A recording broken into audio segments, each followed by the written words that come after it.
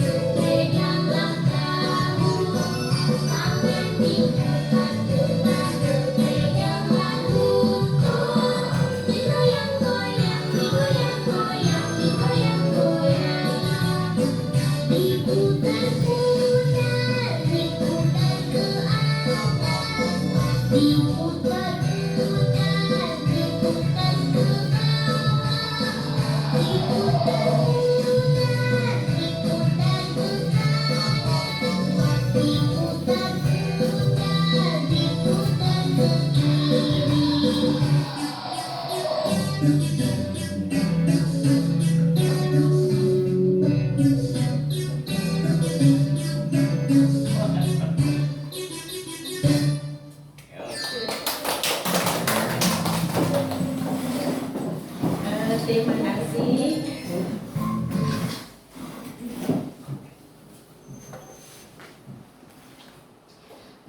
Kita akan mulai dengan acara diseminasinya, yaitu budaya positif. Nah, Ibu Bapak sekalian, budaya positif di sekolah merupakan nilai-nilai dan kebiasaan-kebiasaan di sekolah yang berpihak kepada peserta didik agar mereka dapat berkembang menjadi kritis, penuh hormat, dan bertanggung jawab. Selama ini di sekolah kita itu sudah pasti ada budaya positif yang sudah kita jalankan, benar kan? Apa saja coba budaya positif yang selama ini sudah kita jalankan? Asmaul Husna, apalagi? Berdoa sebelum belajar. 5S, benar kan? Jadi sebenarnya selama ini sudah ada budaya-budaya positif yang kita laksanakan di sekolah, itu seperti budaya 5S, salam, sapa, senyum, sopan dan santun. Terus berbaris ketika masuk kelas dan pulang sekolah, berdoa sebelum dan sesudah belajar, berpakaian seragam sesuai ketentuan sekolah, sholat berjamaah, menjaga kebersihan seperti tiket kelas, membuang sampah pada tempatnya, terus saling menghormati, itu tidak boleh saling mengejek. Terus yang terakhir menjaga ketertiban, seperti tidak boleh berkelahi dan menghindari terjadinya bullying di antara siswa.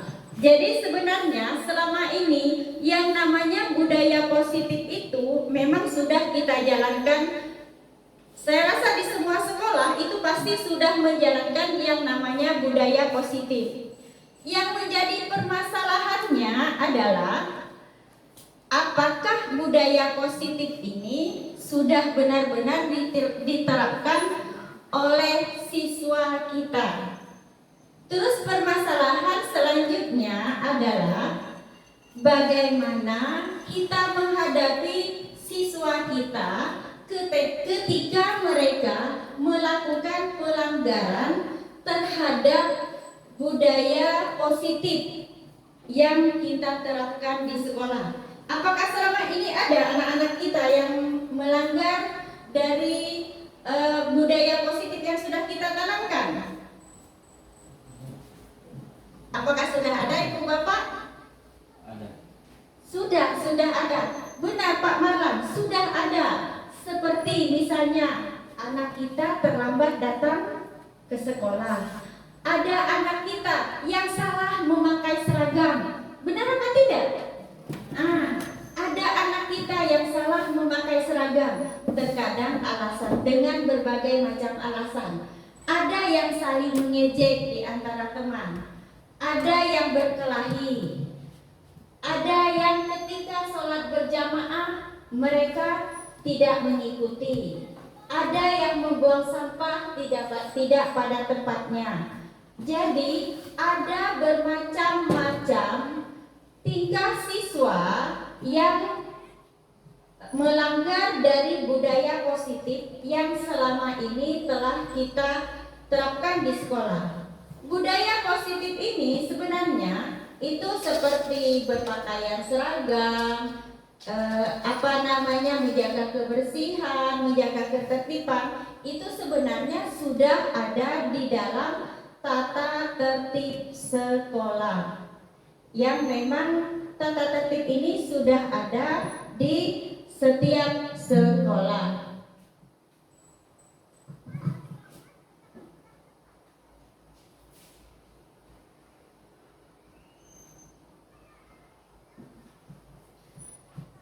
Di sini, seorang guru yang baik mempunyai kemampuan dalam mewujudkan budaya positif.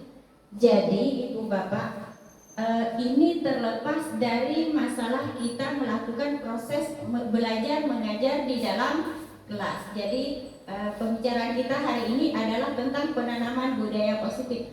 Seorang guru yang baik adalah mempunyai kemampuan dalam mewujudkan budaya positif di sekolah. Mengapa seorang guru itu dituntut untuk bisa menanamkan budaya positif bagi anaknya, anak didiknya? Karena sesuai dengan filosofi dari Ki Hajar Dewantara, beliau menyebutkan bahwa seorang guru adalah pamong atau penuntun bagi anak didiknya. Jadi, gurulah yang akan membentuk karakter anak tersebut. Karakter itu sebenarnya sudah ada bawaan dari mereka lahir, tetapi nanti lingkungan keluarga dan lingkungan masyarakat yang akan menjadi pemicu mereka. Apakah mereka akan membawa karakter yang baik untuk masa depannya ataupun tidak? Oleh sebab itu, dari sinilah kita menerapkan yang namanya budaya positif, agar nantinya kita sebagai guru bisa menuntun anak-anak didik kita itu menuju ke karakter atau sikap yang baik dari mereka. Budaya positif ini diwujudkan dengan menjalankan konsep-konsep inti dari budaya positif. Jadi yang akan saya sampaikan pada hari ini adalah tentang bagaimana agar guru bisa mewujudkan budaya positif di sekolah dan itu tertanam di dalam hati anak didik kita. Jadi biasanya mereka melakukan pelanggaran terhadap budaya positif. Setelahnya kita akan memanggil mereka, tetapi setelah dimarahi atau mendapat hukuman, mereka akan kembali melanggar apa yang telah mereka langgar. Jadi maksud saya di sini adalah bahwa anak didik kita melakukan kesalahan yang berulang. Apakah benar seperti itu kejadiannya selama ini? Jadi anak-anak tersebut akan melakukan kesalahan yang berulang. Yang kita inginkan adalah anak tersebut mempunyai kesadaran sendiri, mempunyai tanggung jawab bahwa mereka melakukan kesalahan dan mereka punya keinginan untuk memperbaiki kesalahan yang telah mereka buat dan tidak akan mengulangi dari kesalahan untuk selanjutnya. Jadi di sini yang akan kita bahas di sini yang pertama adalah disiplin positif dan nilai kebajikan universal. Terus yang kedua, teori motivasi, hukuman, penghargaan, dan restitusi. Yang ketiga, kebutuhan dasar manusia. Yang keempat, keyakinan kelas. Yang kelima, posisi kontrol guru. Dan yang terakhir, penanaman segitiga restitusi. Jadi inilah yang hari ini akan kita bahas dan akan kita tanamkan pada anak-anak kita nantinya.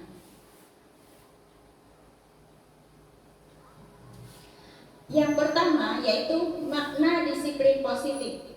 Disiplin positif adalah kemampuan memerintah diri sendiri dalam mengontrol dan menguasai diri untuk memilih tindakan yang mengacu pada nilai-nilai yang kita hargai dan yakini dengan penuh tanggung jawab tanpa merasa terperintah oleh orang lain. Jadi inilah yang dimaksud dengan disiplin positif. Jadi disiplin positif itu lahir dari diri kita sendiri, lahir pada anak didik kita sendiri, bahwa mereka punya tanggung jawab yang harus mereka laksanakan terhadap peraturan-peraturan sekolah tanpa adanya perintah dari orang lain.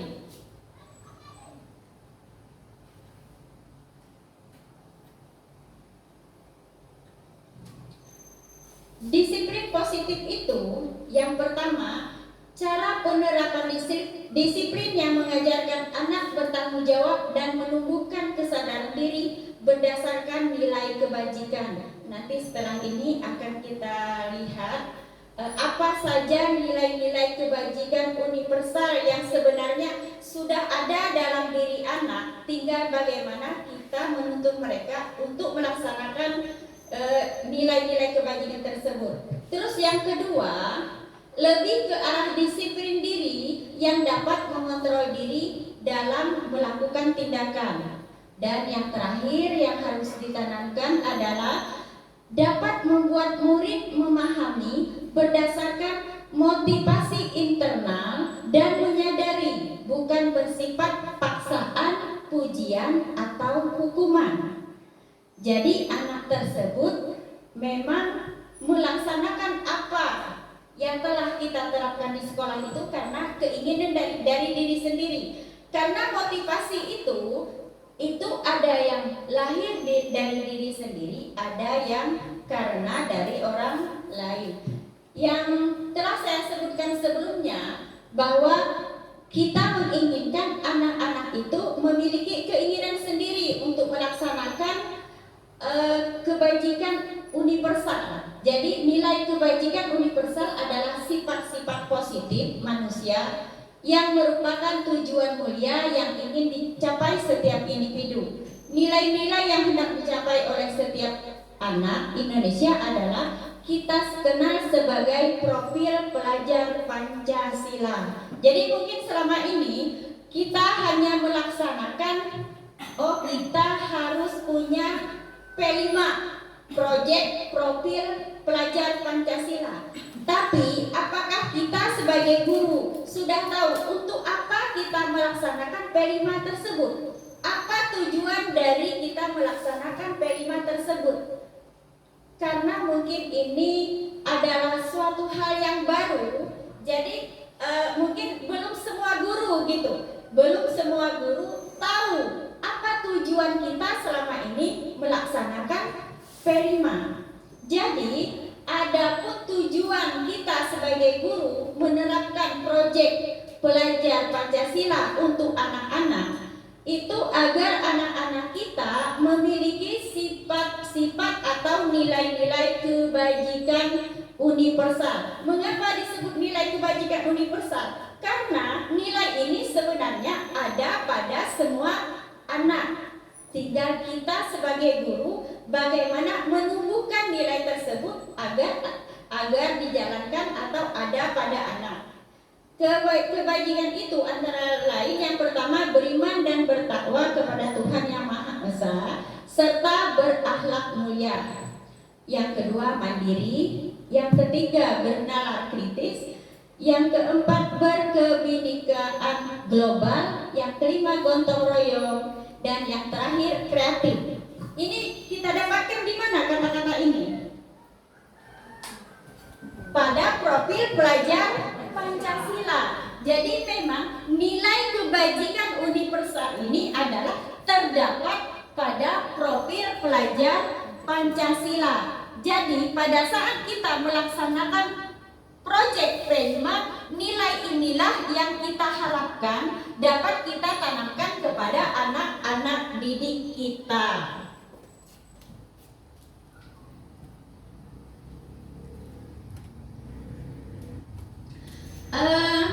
Dalam melaksanakan budaya positif pada anak-anak, ada yang namanya teori motivasi pada manusia.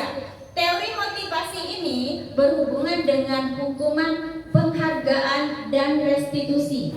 Jadi ada 3 hal yang memacu anak untuk melaksanakan tata tertib atau budaya positif yang ada di sekolah. Yang pertama itu untuk menghindari ketidaknyamanan atau hukuman. Jadi mereka akan berpikir, kalau saya terlambat datang ke sekolah, nanti ibu guru saya akan marah. Kalau saya terlambat datang pada saat pelaksanaan upacara, saya akan mendapat hukuman. Benarkah begitu?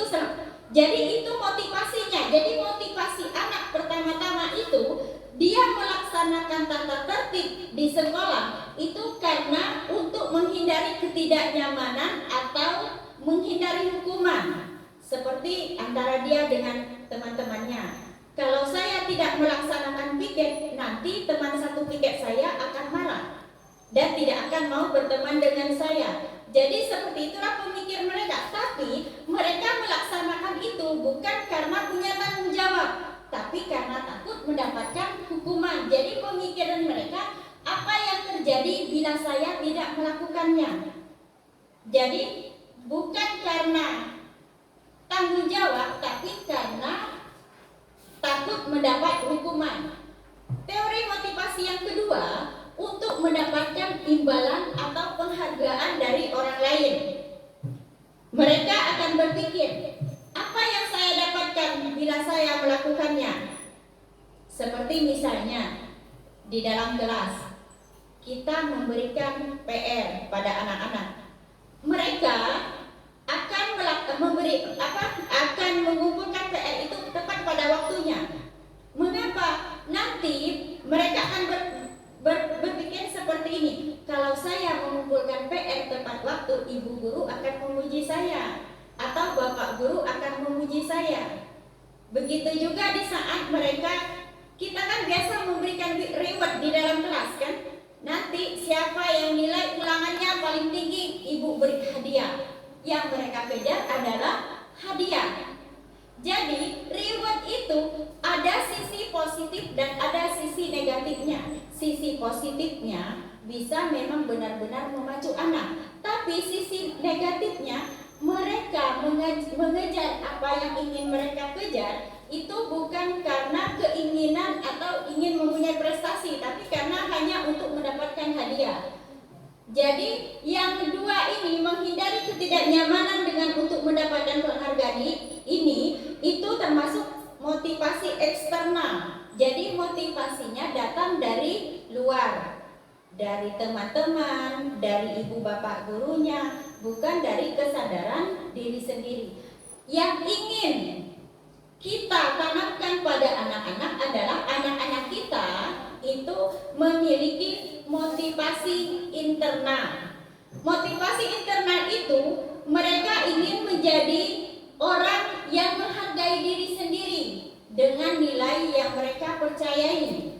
Jadi apa yang mereka lakukan itu bukan karena takut dengan hukuman atau ingin mendapatkan hadiah, tapi memang dia ingin menjadi orang yang baik untuk dirinya sendiri. Seperti dia meyakini seperti apa orang yang dia yakini, seperti itulah mereka inginkan. Jadi saya akan menjadi orang seperti apa bila saya melakukannya. Biasanya kalau anak-anak itu punya idola, benar kan?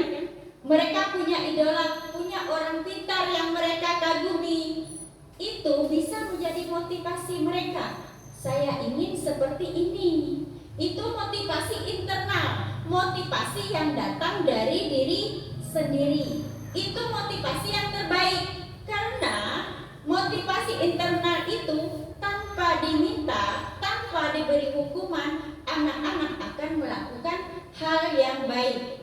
Dan apabila mereka pernah melakukan pelanggaran, apabila kita bisa menanamkan motivasi internal ini, pelanggaran itu tidak akan berulang kembali.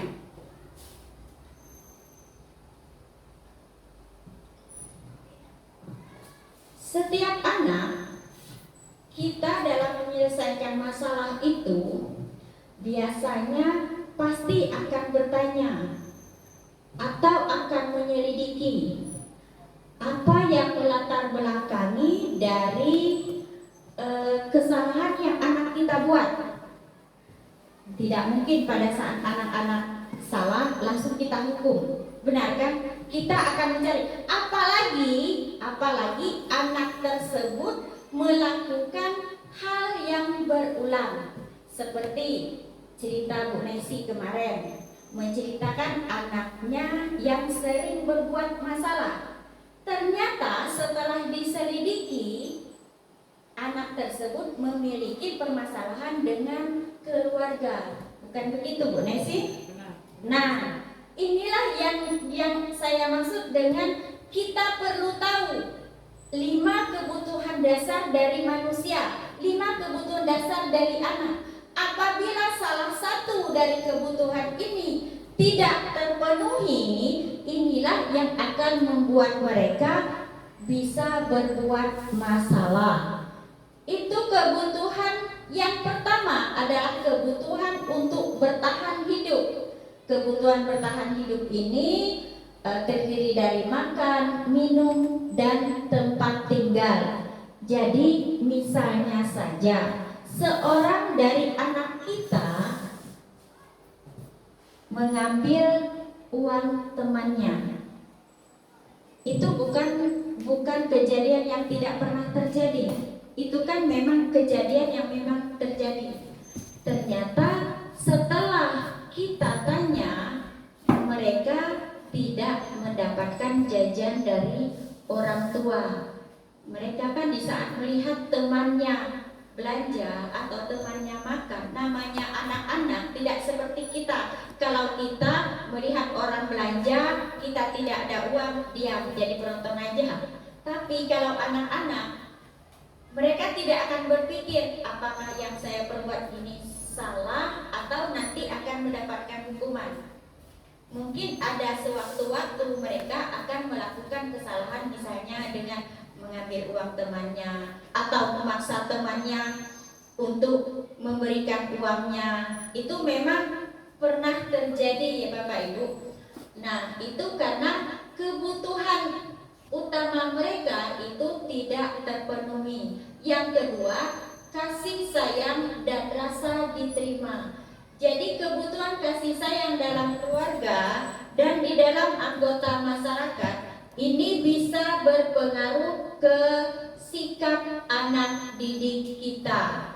Jadi kalau sekarang kan angka perceraian itu sangat tinggi dan ini sangat-sangat akan berpengaruh kepada anak didik kita. Jadi anak yang biasanya mendapat perhatian dari orang tua, di saat orang tuanya bercerai, tentu akan merasakan ketimpangan dalam mendapatkan kasih sayang. Biasanya anak seperti ini bisa membuat masalah di sekolah. Mungkin tujuannya agar mendapat perhatian dari gurunya, mendapat perhatian dari teman-temannya, karena selama ini perhatian yang mereka dapatkan dalam keluarga itu tidak ada lagi.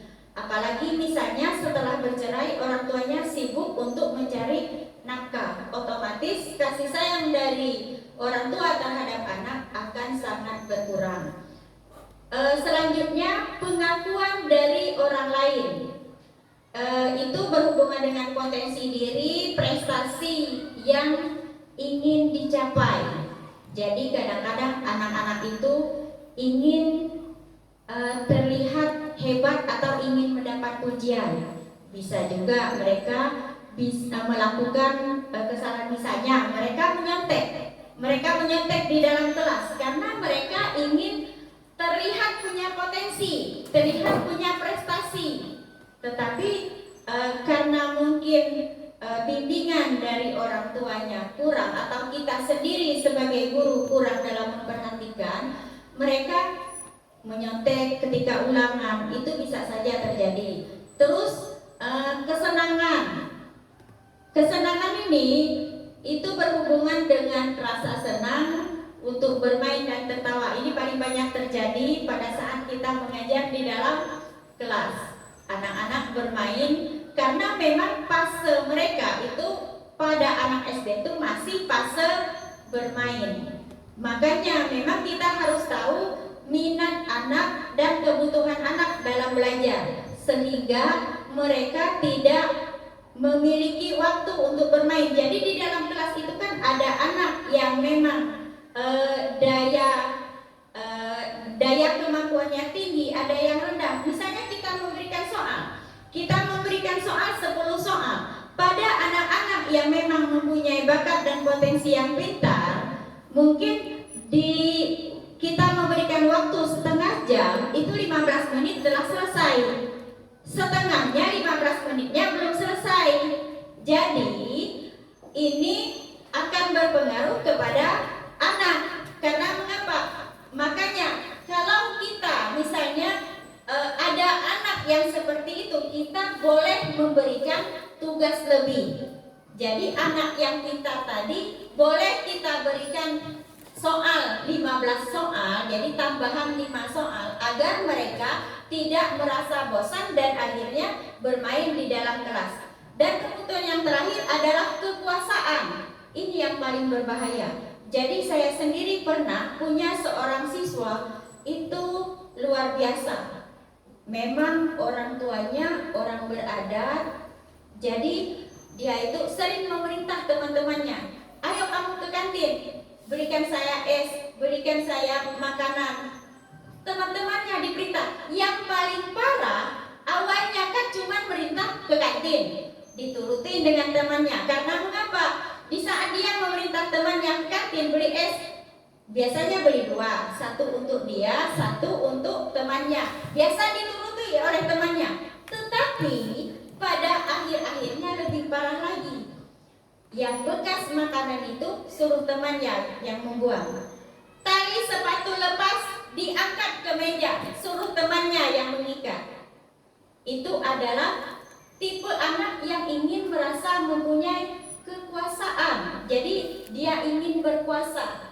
Jadi bermacam-macam tingkah anak dalam memenuhi kebutuhan dasarnya tadi. Oleh sebab itu memang kita guru harus tahu apa kebutuhan dari anak kita, agar kita tahu apa yang melatar belakangi di saat anak kita melakukan kesalahan.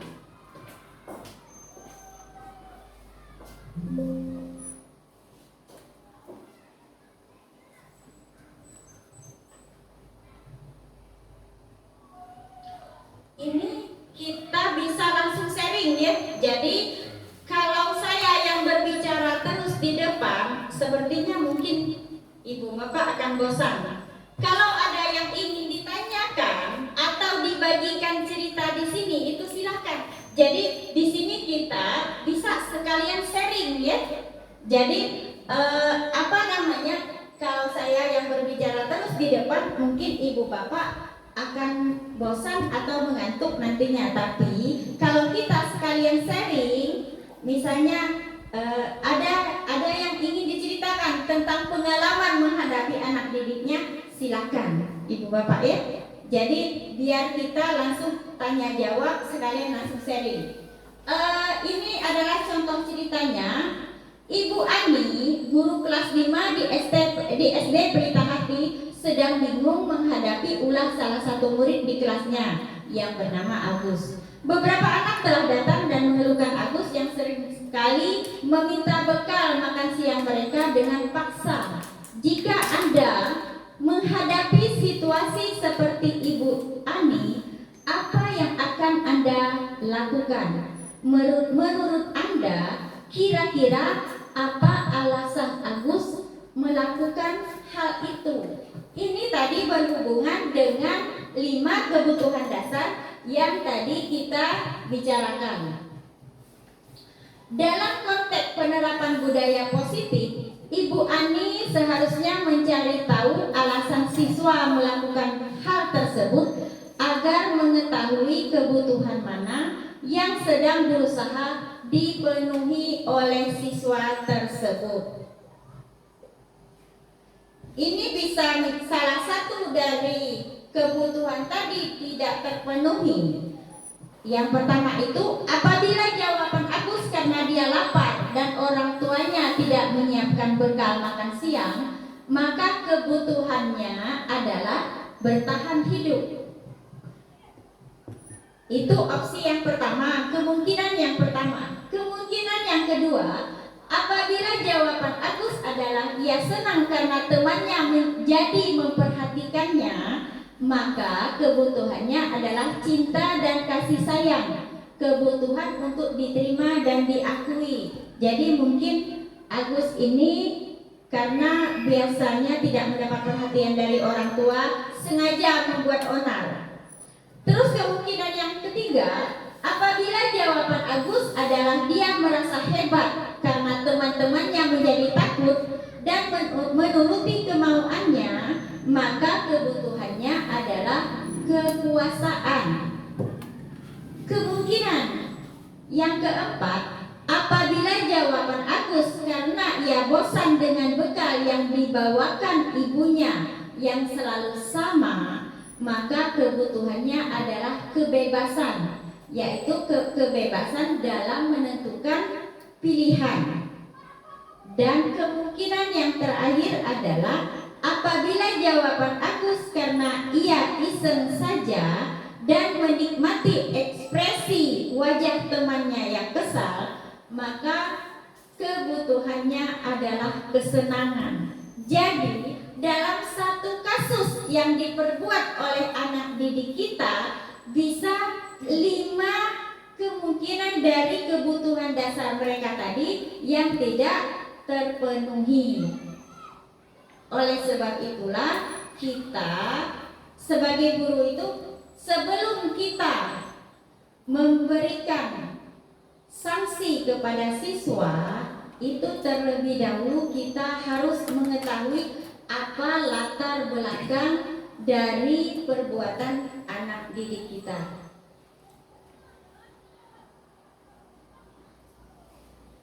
Selanjutnya, kontrol guru. Sebelum kita lanjut, ada yang ingin Bapak Ibu sampaikan? Bagaimana? Kita refresh dulu ya. Kita refresh dulu. Kita semua pasti pernah dengar bumi itu bulat. Bumi itu bulat. Kalau 89, angka berapa yang ditunjukkan? 3. Kalau 91, angka berapa yang ditunjukkan? 1. Kalau 68, angka berapa yang ditunjukkan? 3. Berarti yang tahu cuma 1. Mau tahu rahasianya Bapak Ibu? Mengapa Bu Eni bisa menjawabnya? Silakan Bu Eni jelaskan bagaimana Bu Eni bisa menjawabnya. Baik, terima kasih kepada Ibu. Bumi itu kan bulat 1, terus bumi itu bulat 1 kan. Jadi kalau 6 1 bulat, 88 4. Karena yang Bulatnya ada 4, dan begitu seterusnya. Kalau 45 berarti 0. Karena tidak ada yang bulat. Apa namanya? Kalau tadi itu kan cuma 1 yang menjawab kan, yang lainnya belum. Kita lanjutkan dengan tepuk-tepuk dulu. Biar apa? Untuk mengembalikan konsentrasinya. Kalau saya bilang tepuk pagi, bertepuknya 1 kali. Kalau saya bilang tepuk siang, bertepuknya 2 kali. Kalau tepuk sore 3 kali. Tepuk malam diam. Kalau malam kan tidak boleh ribut. Kita coba ya. Tepuk pagi, tepuk siang, tepuk sore, tepuk malam, tepuk pagi, tepuk sore, tepuk malam, tepuk siang, tepuk pagi, siang, tepuk sore, tepuk pagi, tepuk malam. Mudah-mudahan tepuk tangan untuk kita semua. Mudah-mudahan sudah kembali refresh lagi. Kita lanjutkan dengan kontrol guru. Perubahan paradigma teori kontrol, ilustrasi kontrol itu ada 4. Yang pertama, ilusi guru mengontrol murid. Yang kedua, ilusi bahwa semua penguatan positif atau wujukan bersifat efektif dan bermanfaat. Ilusi yang ketiga, bahwa kritik dan membuat orang merasa bersalah dapat menguatkan karakter. Ini biasanya yang kita lakukan. Terus ilusi bahwa orang dewasa memiliki hak untuk memaksa. Jadi ini adalah perubahan paradigma teori kontrol atau kontrol yang ada pada guru selama ini.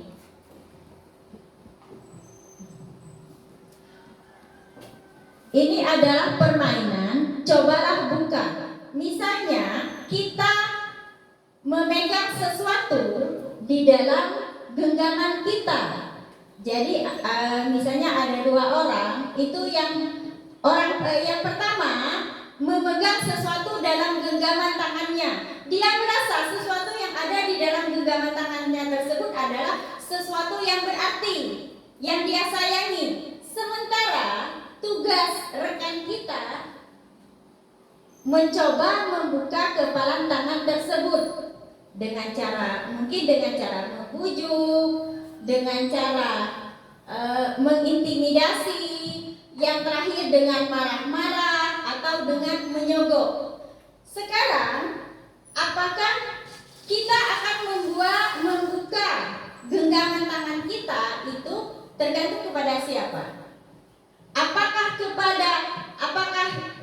tergantung kepada hebatnya bujukan dari rekan kita atau keinginan kita sendiri kira-kira? Yang pertama, misalnya tadi Bu Marti megang sesuatu yang dianggap berharga di tangannya. Bu Hasniati mencoba merayu Ibu Marti untuk membuka kepala tangan tersebut dengan cara membujuk dan terakhir memaksa, marah-marah. Kira-kira yang jadi penentu kepala tangan itu terbuka atau tidak, Ibu Marti apa Ibu Hasniati? Kira-kira siapa yang menjadi penentu apakah kepala tangan itu akan dibuka atau tidak? Yang menjadi penentunya adalah Ibu Marti sendiri. Dari hati. Jadi tidak karena bujuk rayu, tidak karena merasa terintimidasi atau tidak karena merasa takut. Jadi yang menjadi penentu dalam kegiatan ini adalah yang menjadi pengendali adalah yang memiliki kepala tangan. Jadi kita sendirilah yang memegang kontrol atas kepala tangan kita. Jadi seperti inilah sebenarnya kita mencontohkan di dalam kita menghadapi murid. Kita sebagai guru, kita yang mempunyai kontrol, kita yang menentukan akan seperti apa kita menghadapi murid ketika murid melakukan kesalahan. Itu maksudnya.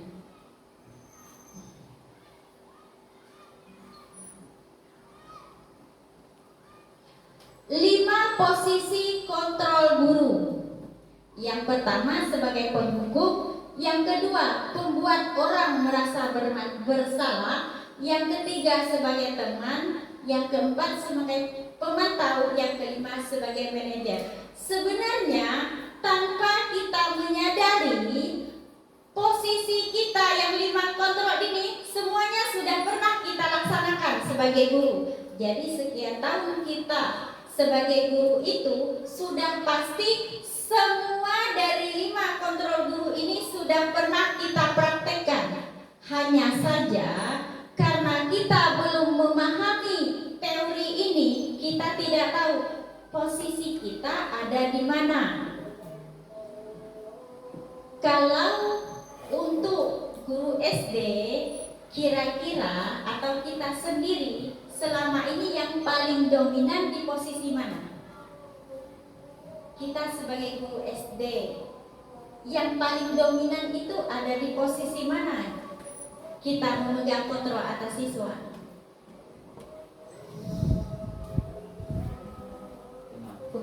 Sebagai teman. Betul.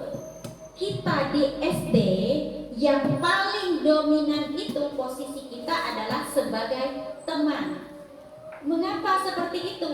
Karena kita ingin merasa dekat dengan siswa. Dengan kedekatan tersebut, siswa akan lebih terbuka kepada kita. Tetapi ada sisi negatifnya. Sisi negatifnya, mereka bisa saja melakukan kesalahan yang berulang karena tidak merasa mendapat hukuman. Dia merasa berteman dengan gurunya.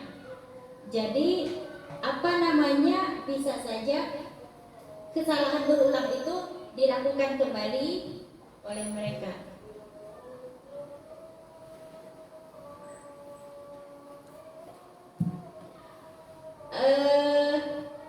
Posisi yang terbaik di sini adalah posisi sebagai manajer. Kita lihat video di bawah ini, biar kita tahu kita itu ada di mana.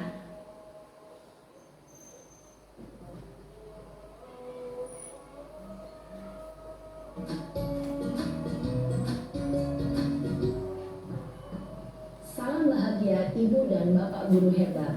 Dalam penerapan disiplin positif restitusi, salah satu program yang dikembangkan adalah 5 posisi kontrol.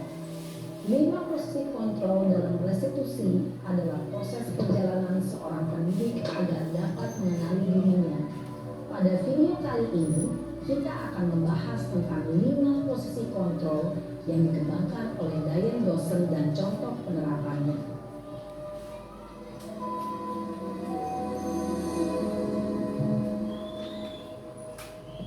5 posisi kontrol itu adalah 1. Posisi penghukum, 2. Posisi pembuat merasa bersalah, 3.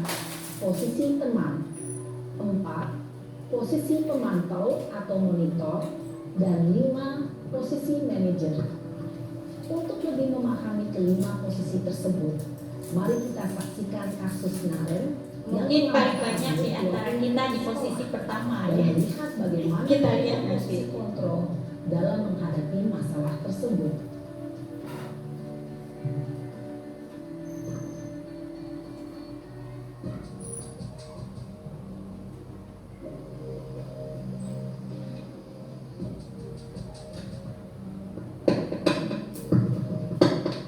Naren, sini kamu. Selamat pagi, Bu. Selalu terlambat. Kamu deh, pasti terlambat. Maaf, Bu. Saya Apa? Apa coba? Alasan kamu apa lagi? Kapan sih kamu tidak terlambat? Malas sekali ya kamu jadi anak. saya Dasar pemalas. Gak kapok-kapok sih kamu. Sudah berapa kali terlambat? Sana, kamu keliling lapangan basket 2 kali. kenapa saya harus keliling lapangan basket, Bu? Kenapa? Kamu mau lawan ibu? Berani-beraninya jawab.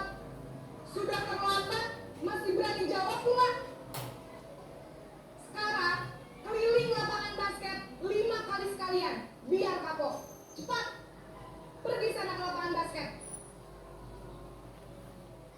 Posisi penghukum biasanya berbicara dengan nada tinggi, menghardik, menunjuk-nunjuk, menyakiti, dan menyindir. Hukuman bisa berupa fisik maupun psikis. Ibu dan bapak guru hebat. Dampak yang terjadi pada murid ketika guru berada pada posisi penghukum adalah murid cenderung akan memberontak, bahkan menyimpan dendam.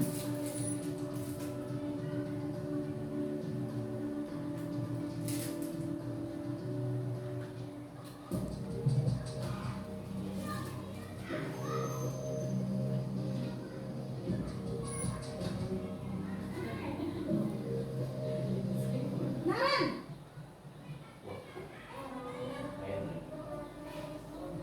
Selamat pagi, Bu. Naren. Kamu kenapa terlambat lagi, nak? Ya Tuhan, Naren. Kamu senang ya bikin ibu susah ya? Kalau kamu terlambat lagi, nanti ibu yang ditegur bapak kepala sekolah, nak. Disangka ibu tidak bisa membina kamu. Duh, gimana ini? Maaf, Bu. Duh, Gusti Naren. Kamu suka ya kalau ibu ditegur bapak kepala sekolah? Terus, sekarang ibu harus tulis apa yang di buku absen? Ini kamu sudah sering terlambat loh. Ibu harus apa coba? Maaf, Bu. Maaf sekali. Ya sudah, lain kali jangan bikin ibu susah lagi ya nak ya. Ibu tidak akan kuat lagi kalau kamu begini terus. Bisa jantungan kalau ibu ditegur bapak kepala sekolah. Sana cepat kelas. Maaf ya, Bu. Maaf sekali. Posisi pembuat rasa bersalah berbicara dengan nada tenang, cenderung lembut. Namun kata-kata yang diutarakan membuat murid merasa menjadi orang yang gagal, memandang buruk dirinya sendiri, merasa tidak berharga, dan tidak sanggup membahagiakan orang lain. Ketika guru mengambil posisi pembuat rasa bersalah, murid akan menganggap dirinya yang bersalah dan ia akan menyimpan emosi negatif tersebut di dalam dirinya.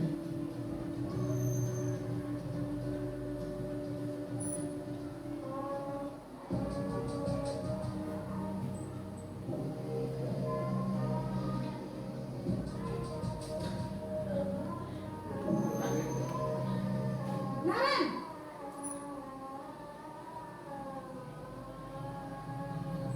Selamat pagi Bu.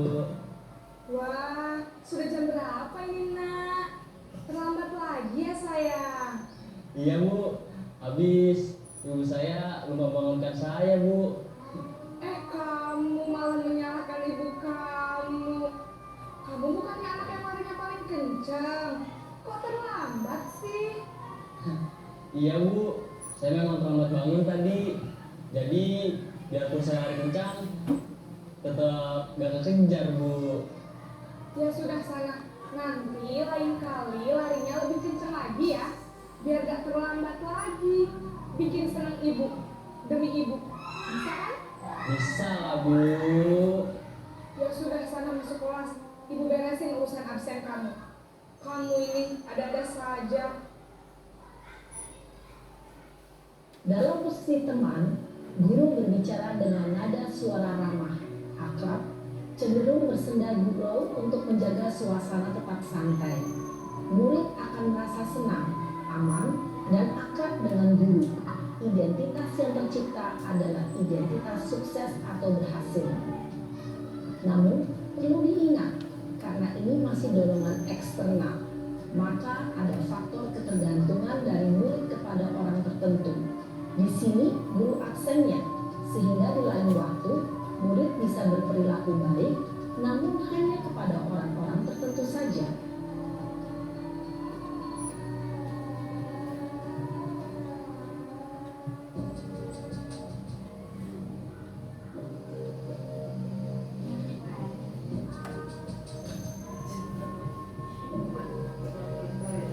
Naren!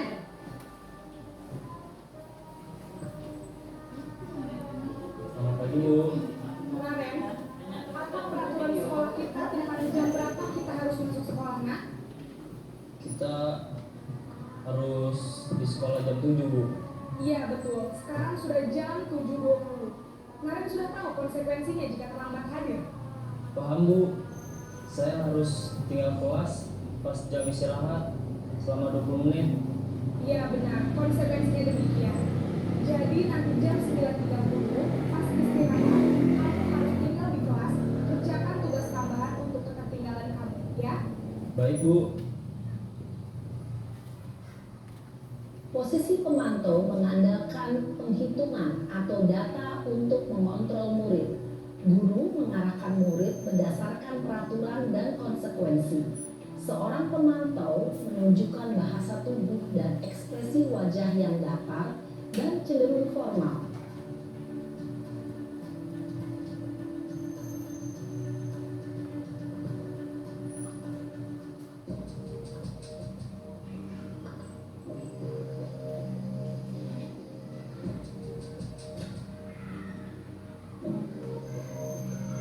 Naren!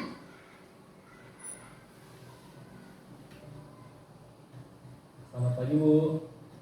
Selamat pagi Naren. Maaf Bu, saya terlambat. Iya, sekolah masuknya jam 7, sekarang sudah jam 7.20. Jadi sekarang bagaimana ini Naren? Maaf Bu, saya lupa setel alarm saya semalam. Baiklah, menurut kamu, keyakinan sekolah yang mana yang perlu kamu tingkatkan? Menghargai diri sendiri dan orang lain mungkin ya Bu. Setuju.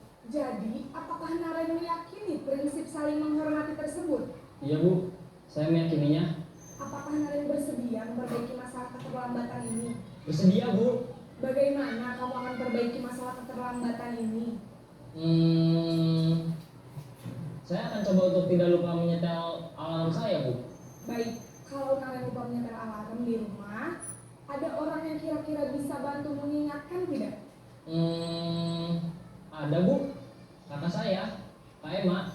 Ada lagi selain Kak Emma? Selain Kak Emma, ada ibu saya. Baik, jadi yang mengingatkan Naren Naren adalah Kak Emma dan ibu kamu ya. Kira-kira akan mulai setel alarm kapan nih Naren? Setelah pulang sekolah, akan segera saya lakukan.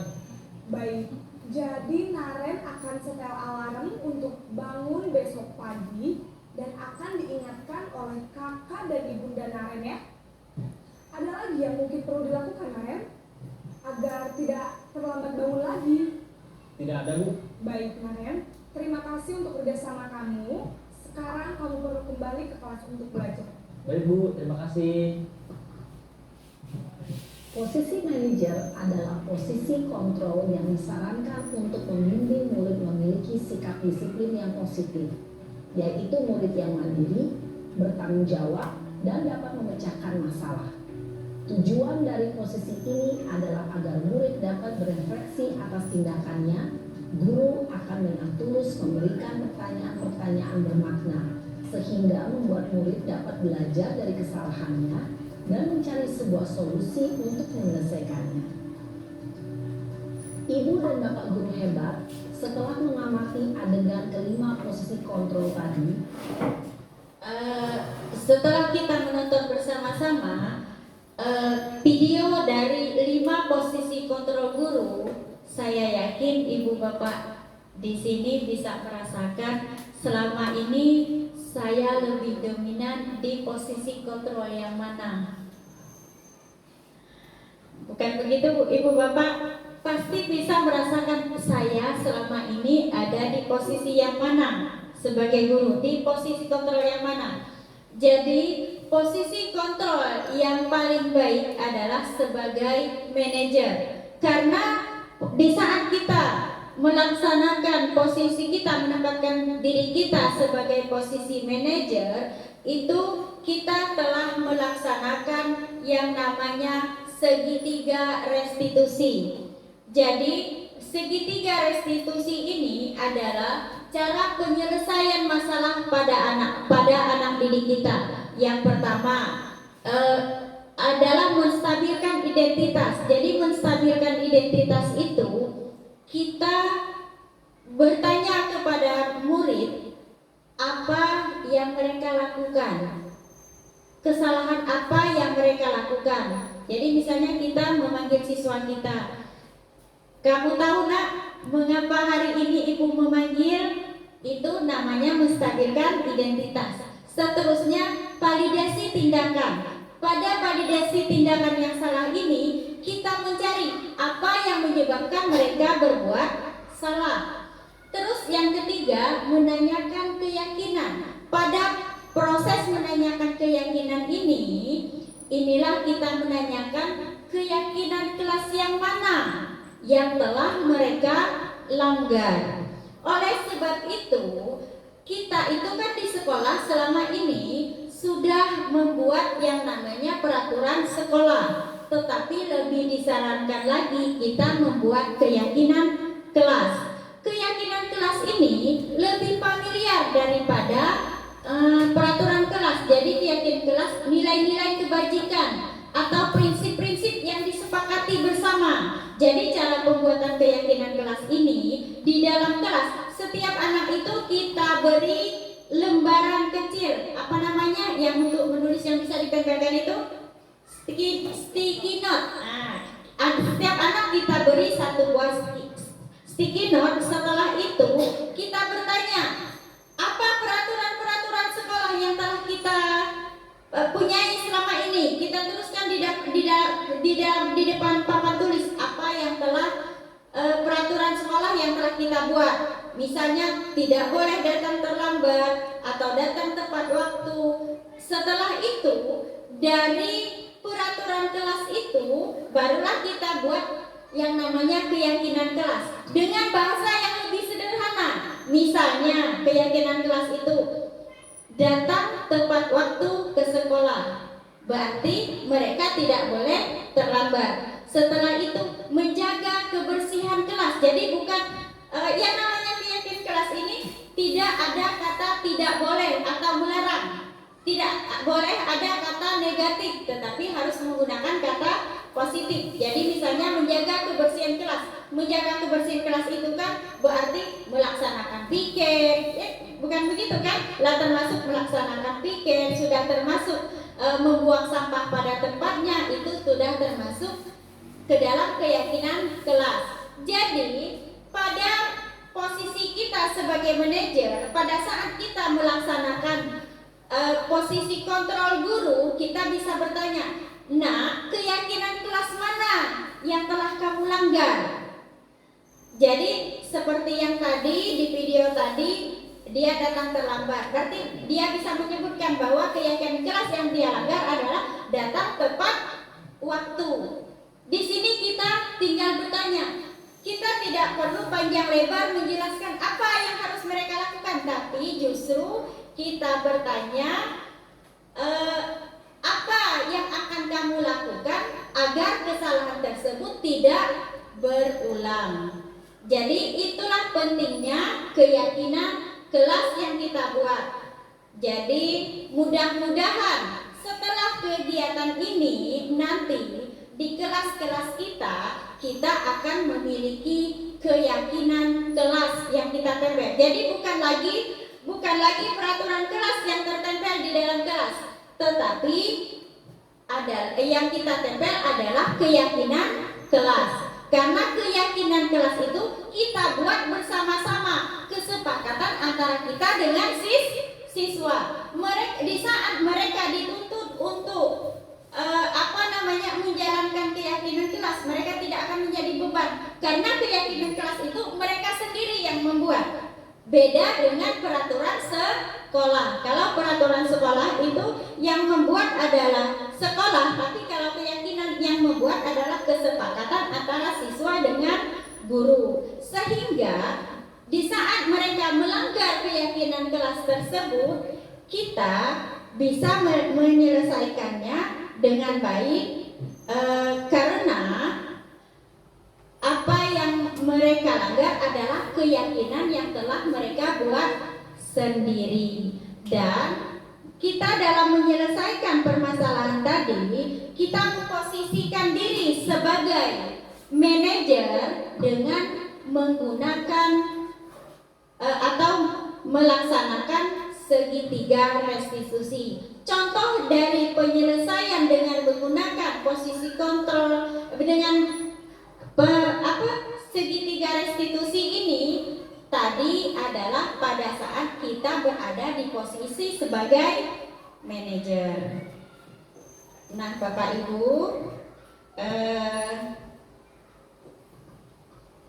kegiatan diseminasi kita pada hari ini telah selesai. Mudah-mudahan apa yang saya sampaikan pada hari ini akan membawa manfaat kepada ibu bapak sekalian. Dan sekali lagi saya mengharap mungkin besok atau lusa yang tertempel di dalam kelas kita adalah keyakinan kelas, bukan lagi peraturan sekolah. Saya akhiri dengan ucapan terima kasih kepada ibu bapak yang telah menyempatkan waktunya pada hari ini. Saya meminta maaf apabila di dalam penyampaian saya terdapat kesalahan dan kekurangan. Saya akhiri dengan wabillahi taufiq wal hidayah. Wassalamualaikum warahmatullahi wabarakatuh.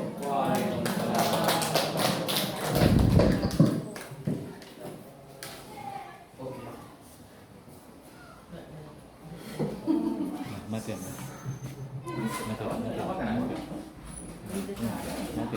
Ini tombolnya stop. Assalamualaikum warahmatullahi wabarakatuh. Perkenalkan, nama saya Marti Susanti, asal sekolah dari SD Negeri 6 Gantung. Pertama-tama saya ucapkan terima kasih kepada Ibu Hasirawati CGP Angkatan 9 yang pada hari ini telah mengikut sertakan saya dalam kegiatan berbagi praktik baik tentang penerapan budaya positif di sekolah.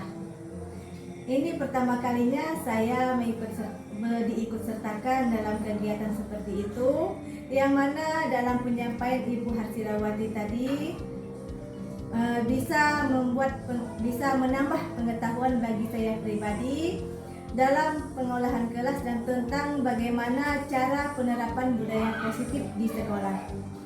Nah, dari paparan yang Ibu Harsilawati berikan tadi, untuk penerapannya di kelas, saya bersama siswa akan membuat kesepakatan dan keyakinan kelas dan menerapkan segitiga restitusi di kelas yang saya angkut atau saya ajarkan. Sekian dan terima kasih. Assalamualaikum warahmatullahi wabarakatuh. Assalamualaikum warahmatullahi wabarakatuh. Perkenalkan, nama saya Hasniati dari SD Negeri 6 Gantung. Pada kesempatan ini saya ingin menyampaikan refleksi terkait penimbasan tentang budaya positif dari program guru penggerak yang dilaksanakan pada hari Senin tanggal 23 Oktober 2023 oleh calon guru penggerak angkatan 9 yaitu Ibu Harsilawati. Kegiatan ini bertujuan untuk menerapkan konsep inti dari modul budaya positif dan pemahaman konsep inti budaya-budaya positif. Adapun materi yang disampaikan oleh calon guru penggerak yaitu Ibu Harsilawati antara lain mengenai perubahan paradigma, disiplin positif dan motivasi, keyakinan kelas, pemenuhan kebutuhan dasar, posisi kontrol, dan segitiga restitusi. Penerapan budaya positif di lingkungan sekolah merupakan hal yang sangat penting dan memiliki dampak yang signifikan terhadap pembelajaran, perkembangan karakter siswa, dan kesejahteraan seluruh komunitas sekolah. Tentu saja ada tantangan dalam mengadopsi budaya positif di lingkungan sekolah. Beberapa siswa mungkin memiliki latar belakang atau pengalaman yang berbeda yang bisa membuat mereka sulit untuk beradaptasi. Oleh karena itu, perlu adanya program dukungan dan konseling untuk siswa yang mungkin menghadapi kesulitan dalam menerima budaya positif. Ketika budaya positif diterapkan dengan baik, itu dapat menciptakan lingkungan yang mendukung pembelajaran yang lebih baik dan pertumbuhan karakter yang positif bagi semua anggota komunitas sekolah. Saya rasa sekian refleksi yang bisa saya sampaikan. Wassalamualaikum warahmatullahi wabarakatuh.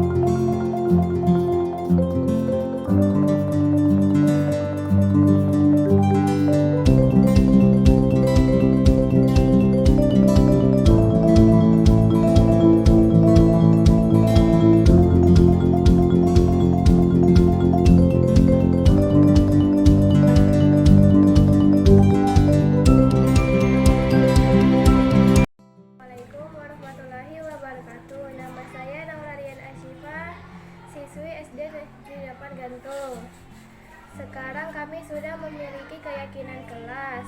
Kelas kami menjadi lebih tertib. Jika di antara kami ada yang melanggar keyakinan kelas, guru akan menyelesaikannya dengan sangat baik. Tanpa membuat kami